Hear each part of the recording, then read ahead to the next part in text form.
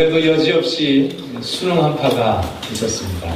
정말 갑자기 영하로 떨어지니까 추위를 싫어하는 저로서는 되게 살 도리가 없더라고요.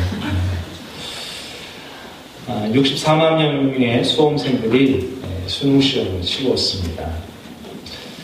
사실 저희 집도 이제 한 3, 4년 후면 이제 겪어야 될 일이기 때문에 정말 남의 일 같지가 않습니다. 모든 부모가 자기 자녀가 공부 잘하고 좀 좋은 대학, 이름 있는 대학 들어가기를 원하지 않겠어요? 그래서 요즘 부모들은 자녀들의 공부에 많은 관심을 기울이고 있습니다.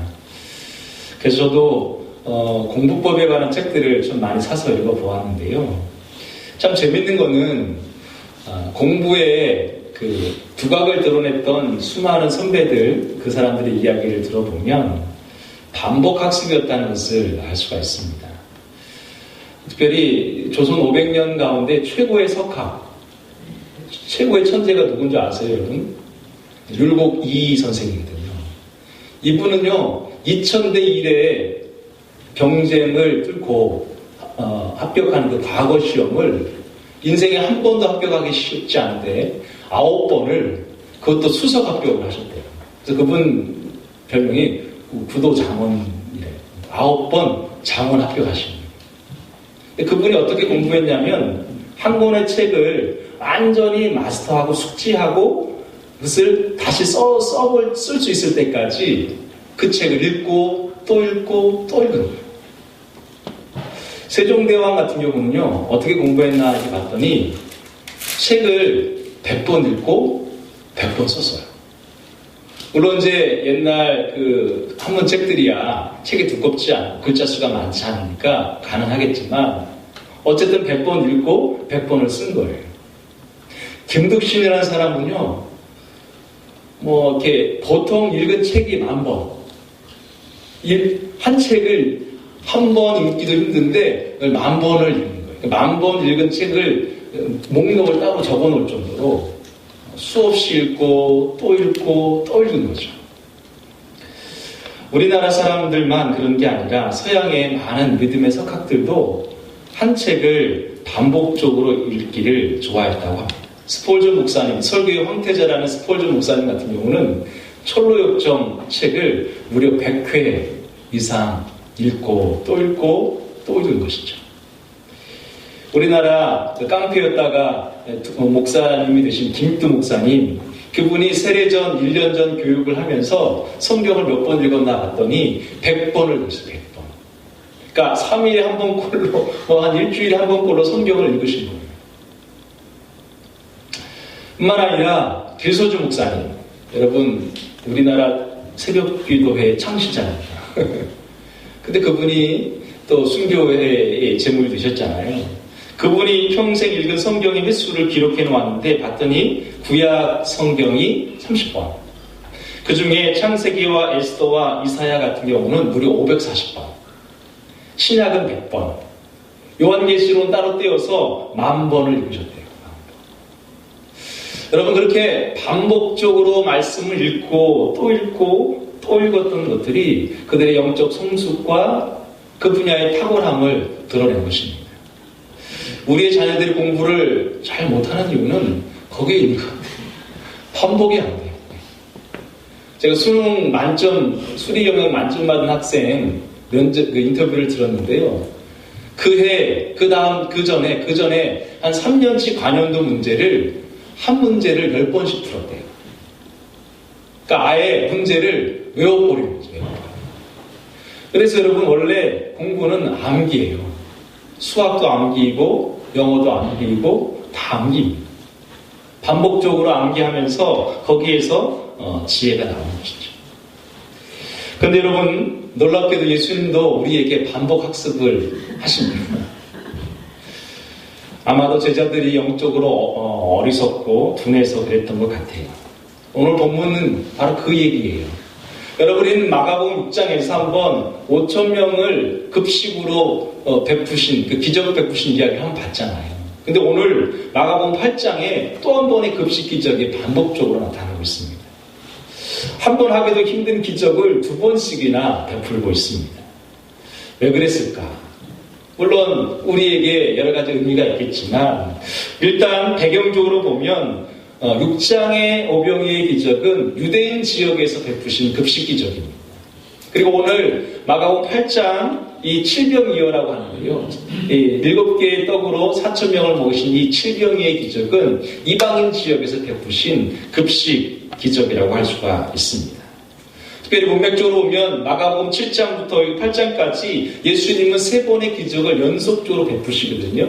우리가 처음 배워왔던 수로보니게 여인의 그 귀신 들린 딸을 축사하셨고, 그리고 지난번에 그제 우리는 귀먹고 말 더듬는 사람을 고쳐주신 치유의 기적이 있었습니다. 그리고 오늘 급식 기적까지 3종 세트가 이방인 지역에서도 반복적으로 일어나고 있습니다. 여러분, 우리는 오병이의 기적을 통해서 떡이 무엇인가에 대해서 집중적으로 나누었습니다. 여러분, 떡이 무엇입니까? 바로 예수님이고, 떡이 누구입니까? 바로 나 자신이고, 떡이 누구입니까? 바로 교회가 떡이라는 것을 배웠습니다. 그렇다면 오늘 칠병이의 기적에서 우리가 함께 나누어야 될 것은 이 떡을 어떻게 나눌 것인가. 떡이 무엇인가를 오병이어의 기적에서 배웠다면 이제 칠병이어에서는 이걸 어떻게 나누고 분배할 것인가에 대하여 집중했으면 좋겠습니다. 여러분, 똑같은 본문을, 비슷한 본문을 2번 설교하는 것처럼 힘든 게 없습니다. 뭐 새로운 게 없나? 저 나름대로 의미를 부여하고 지금 애를 쓰고 있는 것입니다. 저 사람이 애를 쓰고 있구나 정도만 아시면 좋겠어요. 먼저 오늘 본문의 도입부 1절부터 3절 같이 읽어보면 좋겠습니다. 시작. 그 무렵에 또 큰 무리가 있어 먹을 것이 없는지라 예수께서 제자들을 불러 이르시되 내가 무리를 불쌍히 여기노라. 그들이 나와 함께 있은지 이미 사흘이 지났으나 먹을 것이 없도다. 만일 내가 그들을 굶겨 집으로 보내면 길에서 기진하리라. 그 중에는 멀리서 온 사람들도 있느니라. 아멘. 여러분, 그 무렵이라는 말 참 중요한 말입니다. 이 그 무렵은 바로 귀먹고 말 더듬는 자를 고치신 다음이겠죠. 여러분, 센세이션이고 핫 이슈입니다. 여러분, 귀먹고 어눌한 자를 고치셨기 때문에 그 데가볼리 지역에 예수님의 명성과 이름이 나타났고 그 사람들이 예수님께 몰려온 것은 어쩌면 당연한 결과이겠습니다. 예수님은 그들에게 계속해서 광야에서 가르침과 기적 사역을 계속 했던 것처럼 보여집니다. 그런데 예수님은 그들에게 이 사흘이 지난 시점에서 그들에게 굶주리게 되었다는 현실을 보게 되었습니다. 그래서 예수님은 6장 34절에 유대인들에게는 목자가 없어서 불쌍히 여겼던 것처럼 오늘 여기 예수님은 저들에게 먹을 것이 없어서 불쌍하다는 마음을 품으십니다. 여러분, 왜냐하면 3절 말씀을 보니까 저들이 여기서 그냥 보내면 길에서 쓰러질지도 모르겠다. 왜냐하면 멀리서 나에게 말씀을 들어온 사람도 있었기 때문입니다. 여기서 오늘 첫 번째 이 도입부에서 바로 이방인의 문제를 보게 됩니다. 바로 떡이 없는 현실이 있다는 것입니다.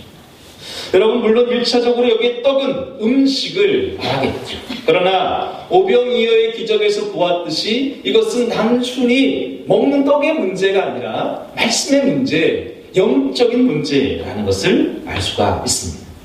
떡은 로고스이고 그 로고스는 말씀이니까 지금 이방인 지역의 문제는 진짜 먹는 떡의 문제이기도 하지만 본질적으로 보면 영적인 떡이 없는 현실, 즉 말씀이 없는 현실이라는 것을 알 수가 있습니다. 마태복음 4장 4절에 사람이 떡만으로는 먹고 못 산다. 하나님의 입으로 나오는 말씀으로 산다. 이 말씀을 우리는 꼭 기억해야 합니다.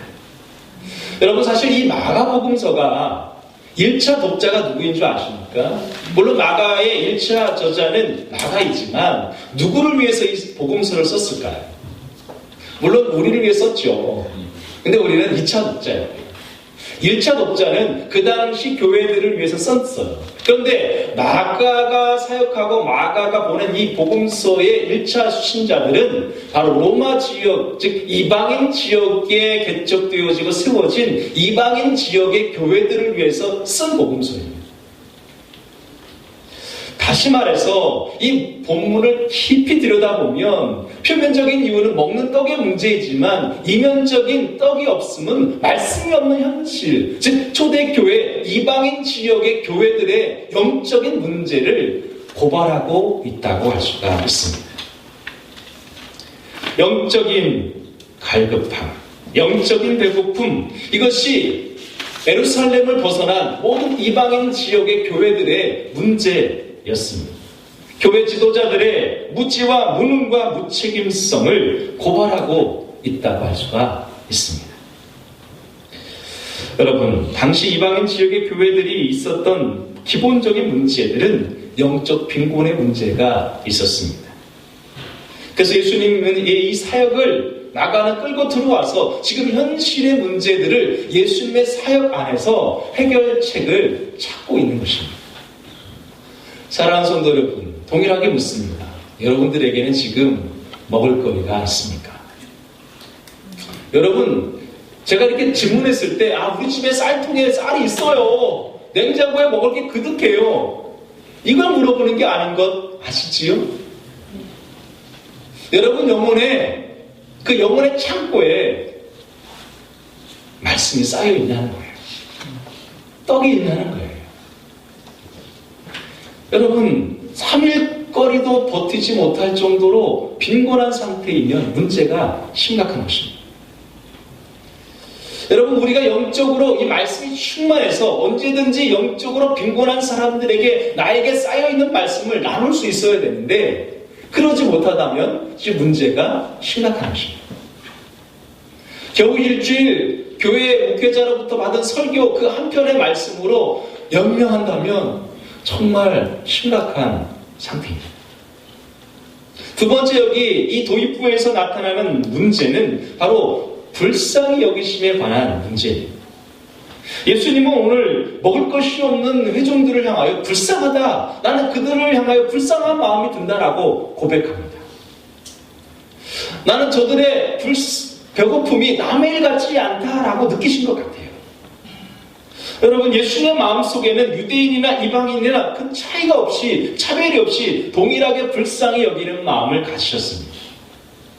그런데 다시 이 1차 독자들의 상황으로 돌아오면 초대교회 지도자들에게 먹을 것이 없는 무리를 향하여 불쌍히 여기는 마음이 없었다라고 볼 수가 있는 것입니다. 예수님은 그를 향하여 불쌍히 여기지만 그들 그 당시의 지도자들 또 제자들 사도들에게서는 그들에게 먹을 것이 없는 영적 빈곤에 대하여 불쌍히 여기는 마음이 없었다라고 우리는 유추할 수가 있습니다. 여러분, 저희 교회 홈페이지와 밴드가 있습니다. 주로 홈페이지에는 설교를 올리고 밴드에는 성도들의 일상이 서로 소통이 되어지고 있습니다. 정말 깨알 같은 일상들이 올라오고 있습니다. 뭘 이런 얘기까지 다 하나 싶을 정도로 올라옵니다. 지난주에 한 여자 집사님께서 어깨에 통증이 생겼대요. 그래서 수술을 할까요? 이렇게 딱 올렸어요. 그랬더니 바로 댓글이 올리는데, 와, 우리 저희 도담교회 의학 박사들이 보신 분들은 아시고, 그래서 결국 정말 큰 병원으로 가기로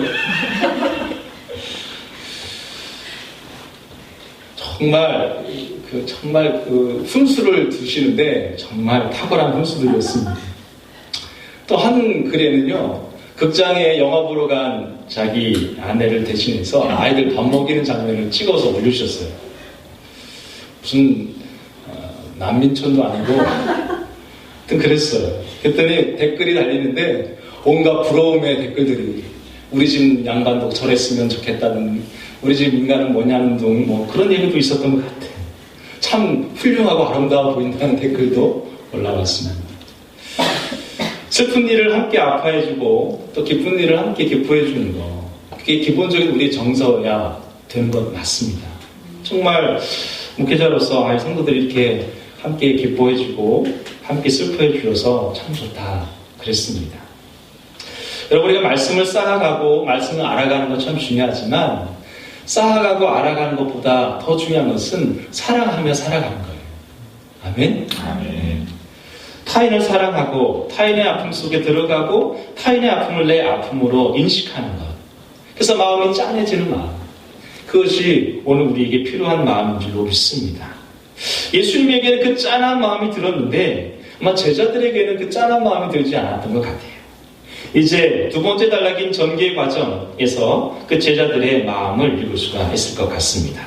4절 5절 말씀 읽어볼까요? 시작. 제자들이 대답하되 이 광야 어디에서 떡을 얻어 이 사람들로 배부르게 할 수 있사옵니까? 예수께서 물으시되 너희에게 떡 몇 개가 있느냐? 이르되 7개로소이다 하거늘. 광야라는 말은 바로 그들의 이방인의 영적 현실에 잘 부합하는 장소인 것처럼 보여집니다. 소외된 이방인들을 바라보면서 예수님의 마음은 불쌍했지만 제자들의 말은 그렇게 곱지가 않아 보입니다. 제자들의 말은 이렇습니다. 여기가 광야인데 누가 이 사람들을 떡으로 배부르게 할 수 있습니까? 오병이어의 기적을 경험했던 제자들의 고백이라고는 믿기지가 않아요. 도대체 이럴 수가 있나 말입니다. 여러분, 마가복음 6장 37절에 제자는 이렇게 말했어요. 우리가 떡을 사다가 먹이라는 말씀입니까? 그때는 돈이 없은 게 문제였어요. 거리가 멀어서, 밤이 늦어서. 그래도 그들에게는 사다가 먹일 마음은 있었어요. 그런데 오늘 이 유대인 제자들은 이방인 지역에서 예수님이 급식 기적을 앞두고 그들이 불쌍하다고 얘기했더니 아예 사다가 먹일 마음도 없어요. 이 광야에서 어떻게 먹일 수 있냐고 배째라예요, 배째라. 이게 여러분 그 당시 유대인 제자들, 유대인 사도들의 내적 상태였습니다. 썩어대로 썩어빠진 유대인 선민의식이 예수를 믿고 거듭나도 여전히 그들 안에 있었어요. 유대인과 이방인의 차이가 그들에게 있었습니다. 실제로 복음서와 사도행전과 서신서를 읽어보면 유대인 제자들은 이방인 선교에 상당히 소극적이었습니다. 그들은 주로 예루살렘 교회를 중심으로 사역을 했지 이방인 사역에 그렇게 적극적이지 않았어요. 그때 혜성처럼 등장한 사도가 누구입니까? 바로 사도 바울이에요. 사도행전 10장까지 예루살렘 교회 중심으로 머물러 있던 그들에게 사도 바울의 등장은 10장 이후로 이방인 사역으로 확장되어집니다. 여러분, 그들의 마음속에는 이방인에 대한 구원의 사역과 영적 배고픔에 대한 불쌍히 여김의 마음이 별로 없었습니다.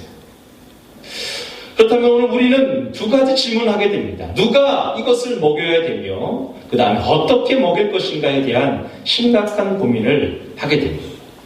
여러분, 누가 먹일 것에 대한 답은 분명히 5절에 나와 있습니다.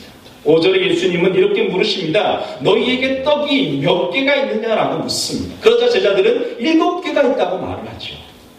참 재밌어요. 여러분, 성경을 잘 보면 먹을 것이 없는 무리와 떡이 7개가 있는 제자들이 이렇게 극단적인 대조를 이루고 있습니다. 아니 7개가 많아요? 아니요. 전혀 없는 재료와 7개는 큰 차이가 있습니다. 즉 제자들에게 자기 모순에 빠져 있는 거예요. 그들에겐 충분히 지금 먹일 수 있는 떡이 있습니다. 크고 작은 것이 중요한 것이 아니라 한 사람에게라도 먹일 수 있는 양이 그들에겐 지금 있었다는 거예요. 그러나 무리들에겐 지금 먹을 것이 없었다는 것입니다. 아마도 먹일 수 있는 떡이 부족했다기보다는 먹일 마음이 없었던 것이죠. 나눌 마음이 없었던 것이죠. 그들의 영적 빈곤함에 대한 불쌍히 여기는 마음이 없었다는 것이 더 정확한 표현이라고 할 수가 있습니다. 여러분, 누가 떡을 먹어야 됩니까? 바로 제자들이 먹어야 됩니다. 바로 오늘 우리가 먹여야 됩니다. 자, 그렇다면 어떻게 먹일 것이냐는 거예요. 그 답은 이제 6절부터 7절에 예수님의 이 4가지 행동 안에서 그 해답을 찾을 수가 있습니다. 6절 7절의 말씀을 같이 읽어보도록 하겠습니다. 시작. 예수께서 무리를 명하여 땅에 앉게 하시고 떡 7개를 가지사 축사하시고 떼어 제자들에게 주어 나누어 주게 하시니 제자들이 무리에게 나누어 주더라. 또 작은 생선 2마리가 있는지라 이에 축복하시고 명하사 이것도 나누어 주게 하시니 땅에 앉게 하시고요. 거기 말씀해 보면 떡 7개를 가지사 축사하시고 떼어 제자들에게 주어 나누어 주게 하시니 라고 되어 있습니다. 물론 여러분 여기 본문에는 예수님의 5개의 동사가 있어요.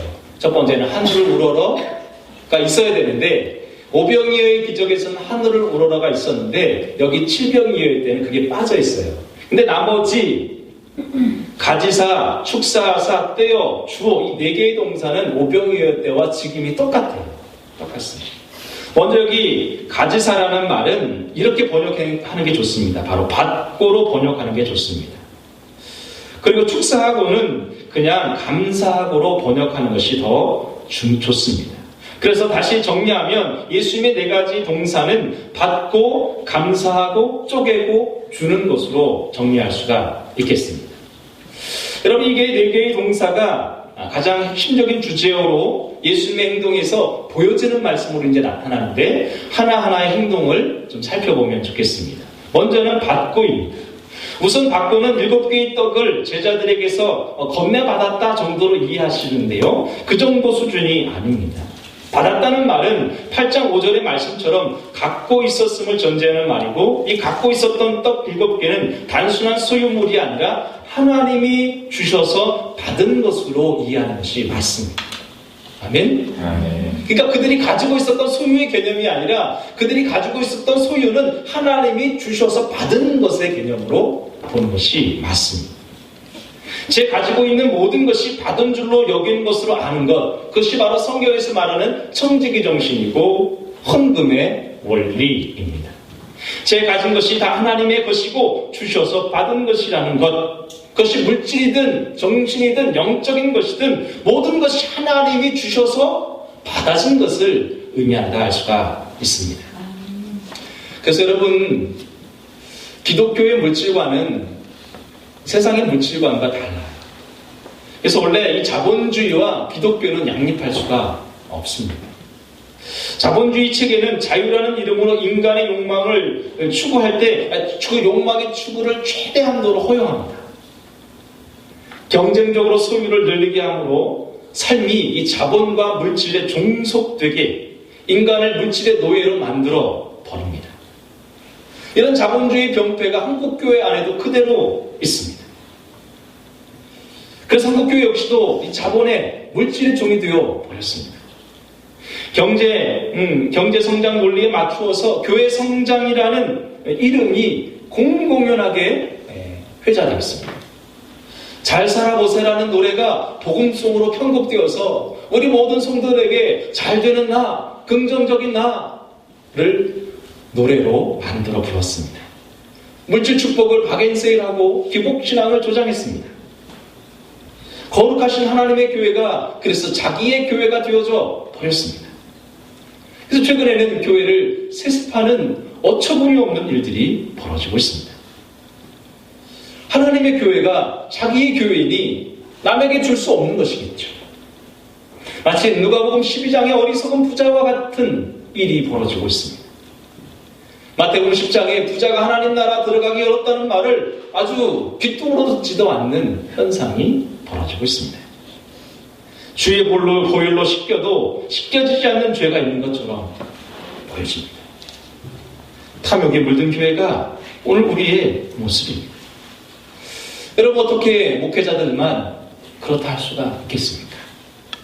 제 가진 것이 제 것이라고 생각하고 느껴지는 순간 우리 모두는 타락하게 되고 하나님의 구원에서 점점 멀어지고 있는 것입니다. 사람이 떡으로만 살 수 있다. 아니야, 떡으로만 살 수 없어. 말씀이 있어. 야, 돼. 여러분 둘 중에 어떤 것이 더 좋습니까? 말씀으로만 되나? 떡도 있어야지. 그쪽이십니까? 아니야. 떡만으로 안 돼. 말씀이 있어야 돼. 어느 쪽을 택하시고 있습니까? 제 가진 것이 받은 것이란 인식은 바로 사람이 떡으로만 살지 못하고 하나님의 말씀으로 산다는 고백을 낳게 하는 것입니다. 두 번째, 예수님은 감사를 하십니다. 제 받은 것이, 제 가진 것이 받은 것임을 아는 사람에게 나타나는 현상은 감사. 여러분, 여기서 감사는 제가 가지고 있기 때문에 감사하는 것일까요? 그러면 가지고 있지 못한 사람은 감사를 못하는 것입니까? 그게 아닌 거예요. 가지고 있기 때문에 감사하는 것이 아니라 자기에게 주신 분에 대한 감사를 하는 거예요. 아멘? 여러분, 분핍을 주시기도 하고 풍부를 주시기도 해요. 우리의 모든 감사의 핵심은 있고 없음의 문제가 아니라 주신 분, 그분에 대한 감사를 하는 것이죠. 그래서 여러분, 땡스라는 말은 띵크라는 말에서 나왔잖아요. 띵크. 모든 일을 어떤 상황에서든지 그렇게 깊이 생각해 보면 감사하지 않을 일이 없다는 것이죠. 그 생각에서 감사가 나오는 것입니다. 여러분, 그래서 이런 조구가 있습니다. 대머리도 감사해야 된다. 민머리도 감사할 일이 많다. 네, 한 분이 계셔서 죄송한데, 네. 여러분, 하나님 앞에 이 머리 앞에가 없으신 분들 있잖아요. 감사해야 됩니다. 왜냐하면 하나님이 날마다 이렇게 쓰다듬어 주셔가지고. 그래서 엘리사가 대머리였거든요. 웃으셔야 되는데. 원래 이게 대머리가 감사해야 되는데, 두 번째는 물자를 절약할 수 있다는 거예요. 비누도 아끼고 샴푸도 아끼고 물도 절감할 수 있다는 거죠. 은혜는 안 되는 것 같은데, 어쨌든 세 번째가 제일 중요해요. 뭐냐면 하나님의 마음을 편하게 드린 거예요. 왜냐하면 하나님은 우리의 머리카락까지 세심받았는데 셀 것이 거의 없으니까 하나님 마음이 얼마나 편하시겠냐고. 네. 주님을 얼마나 편하게 해드리는 일이냐고. 감사할 일이 많대요. 죄송합니다, 집사님. 여러분, 우스갯소리지만 우리에게 주어진 어떤 형편과 어떤 여건에서도 잘 생각해보면 감사할 일이 있지 않겠어요? 그러므로 우리의 모든 소유에 대한 태도는 기본적으로 감사의 여부에 달려있다고 할 수가 있습니다. 감사한다는 것은 주신 것 때문이 아니라 주신 분, 그분 자체 때문에 우리는 감사할 수 있는 줄로 믿습니다. 세 번째, 예수님의 행동은 쪼개입니다. 쪼개. 모든 것이 하나님의 것으로 인식할 때 감사하는 것도 중요하지만 문제는 그 다음이에요. 감사에 머물러 있으면 안 되고 그 감사는 반드시 쪼개미라는 행동으로 나타나야 되는 것입니다. 우리 안에 탐심을 물리치기 위해서는 반드시 이 분배의 과제물을 충실히 감당해야 되는데요. 가끔 성도들 중에 감사는 참 잘해요. 너무 감사해요. 너무 감사해요. 하나님 이렇게 해주셨어요. 감사하다고 노래하고 고백은 잘하지만 쪼개는 데는 인색한 성도들을 수없이 봅니다. 감사한데 어쩌라고요? 감사했으면 쪼개세요. 설교의 은혜를 받았다고 얘기합니다. 그러면 그 말씀이 자신의 피부를 쪼개서 아파야 되거든요. 은혜 받았대요. 좋대요. 그리고 끝이에요.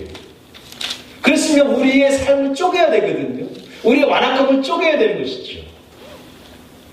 여러분, 예수님이 고린도전서 11장에 내가 너희에게 전하는 것은 주께 받은 것이니 곧 주께서 잡히시던 밤에 떡을 가지사 축사하시고 떼어 이르시되 이것은 너희를 위하는 내 몸이니 이것을 행하여 나를 기념하라 하셨어요. 예수님이 떡을 떼신 것은 실제로 자신의 몸을 떼으신 거예요. 자신의 몸을 쪼개신 거죠. 그래서 그 쪼갠 몸을 우리에게 나누어 주신 거죠. 하나님이 내게 주신 이 육체 감사하고 머물렀다면 예수님이 그 육체를 쪼개지 않았다면 여기 중에 우리 중에 누구도 구원에 이를 수 없는 건 아니겠어요. 예수님의 마음은 자신의 몸을 쪼개는 마음이세요. 성경에서의 모든 예수의 마음, 하나님의 마음, 성령의 마음은 쪼개는 마음이에요. 쪼개는 마음. 여러분, 분배의 정의 어려운 얘기 할 것도 없어요. 옛날 어른처럼 콩 한 쪽이라도 나누어 먹겠다는 그 마음, 그게 예수의 마음이고 그게 성령의 마음이고 그게 하나님의 마음인 줄로 믿습니다. 아멘. 김장철이잖아요. 김장하시잖아요. 그래도 배추 한 포기라도 이웃집과 좀 나누어 먹으면 좋겠어요. 내 냉장고 안에 그득그득 쌓아두고 그러지 마시고 이웃집하고 윗집하고 아랫집하고 좀 나누어서 드시면 참 좋겠어요. 그것이 성령의 마음이 아닐까 싶습니다. 예수님의 네 번째 행동은 나눔입니다. 나눔의 마음. 아까도 말씀드린 것처럼 이것은 성령의 마음입니다. 주고자 하는 사람은 성령 충만한 사람이에요. 방언하고 예언하고 통변하는데 나눌 마음이 없는 사람은요, 성령 체험했는지 점검하셔야 돼요. 그건 제가 보기에 성령의 마음이 아니에요. 예언과 통변과 방언을 안 받았을지도 모르겠어요. 성령을 받은 사람은 기본적으로 쪼개는 마음이에요. 나누는 마음이에요. 왜냐하면 성령의 성품이 그렇거든요. 나누시거든요. 여러분, 그분의 뜻을 알고 행하지 않으면 하나님 나라 들어갈 수가 없습니다. 은혜를 입어보고 하나님의 마음을 체험하면 하나님의 마음은 쪼개는 마음이고 나누는 마음을 알기 때문에 그것을 순종할 수밖에 없거든요. 여러분, 우리는 받아서 감사한 수준이 아니라 나누어서 감사하는 자리까지 들어가야 되는 줄로 믿습니다. 받은 것만의 은혜가 아니라 줄 수 있는 것이 진짜 은혜인 줄로 믿습니다. 받아서 좋아하는 삶은요, 미숙한 어린아이예요. 주면서 흐뭇해하는 삶은 영적으로 성숙한 어른입니다. 그래서 그게 진짜 거듭난 삶이에요. 내가 거듭났는지 거듭나지 않았는지 어떻게 알 수 있어요? 나누면 그는 거듭난 사람이에요. 예수님은 오늘 받아서 감사하시고 쪼개어주는 삶의 모범을 보이십니다. 결말은 이렇습니다. 8절로 9절 말씀 읽어보겠습니다. 시작. 배불리 먹고 남은 조각 7 광주리를 거두었으며 사람은 약 4,000명이었더라. 예수께서 그들을 흩어 보내시고. 여러분, 남자만 5,000명 먹었던 급식 기적에서 12바구니가 남았습니다. 여기는 남녀 구분 없이 4,000명이 먹고 7 광주리가 남았습니다. 여러분, 앞에 오병이어 바구니는요, 유대인이 사용하는 용기입니다. 여기 광주리는 이방인들이 주로 사용하던 그릇입니다. 12바구니는 유대인의 숫자고 7은 완전수입니다. 즉, 유대인에게나 이방인에게나 예수님의 메시아의 급식기적 잔치는 풍성했다는 결말을 얻게 되어집니다. 말씀을 정리합니다. 저는 말씀 준비하면서 한 4년 전에 저희 가정 안에 있었던 이야기를 하나 간증하고자 합니다. 여러분도 아시겠지만 저희 장인 어른께서 방광암으로 4년 전 투병 생활을 하신 적이 있습니다. 재정이 여의치 않아서 4개월 동안 병원 생활하면서 저희 아내가 장애를 가지고 계신 장인 어른을 1차 간병을 했습니다. 많이 고생을 했죠. 문제는 병원비였습니다. 아무리 기초생활수급자이지만 그래서 병원비 혜택을 받지만 특진, 또 중환자실, 각종 검사, 또 수술로 인한 병원비는 어떻게 감당이 될 수가 없었습니다. 부목사 사례비로 도저히 감당할 수 없었습니다. 그렇다고 해서 교회에다가 손을 벌릴 입장도 되지 못했습니다. 기도하는 중에 병원의 사회복지산업으로부터 좋은 소식을 하나 들었어요. 뭐냐면 이웃사랑 공동모금회에서 기초생활수급자들에게 병원비 지원 사역이 있다는 것을 알려주시는 거예요. 한번 알아보라는 거예요. 그래서 얼른 전화를 했더니 그런 제도가 있다는 거예요. 물론 한 번밖에 지원을 못 받는데요. 근데 어떡하겠어요. 지금 당장 받아야 되니까. 전화를 해서 신청서를 써서 보냈더니 무려 400만 원이나 지원을 받을 수가 있었습니다. 가끔 은행에 가서 은행에 가면 이렇게 이웃사랑 공동모금회 함 있잖아요.